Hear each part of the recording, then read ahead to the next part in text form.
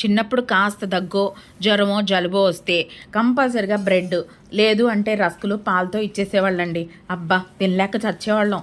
జ్వరంతో వచ్చిన బాధ కంటే ఈ బ్రెడ్ తినే బాధ ఇంకా కష్టంగా ఉండేది. ఇంకా ఏదైనా చిన్న ఆపరేషన్స్ అయినాయి అనుకోండి, అమ్మమ్మో ఇంకా అసలు కడుపుకి ఏమీ ఇచ్చేవాళ్ళు కాదు.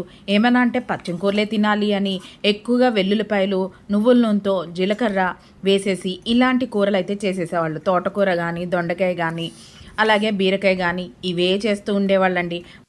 నాన్ వెజ్లో అయితే కీమా, అసలు చికెన్ అనేది ఒక 6 to 7 months వరకు పెట్టేవాళ్ళు కాదండి. కనీసం కోడిగుడ్డు అట్టు కూడా వేసేవాళ్ళు కాదు. అబ్బో ఆ డేస్ అన్నీ దాటి వచ్చేసామండి. ఇప్పుడు జనరేషన్కి అలాంటివి ఏమీ లేవు.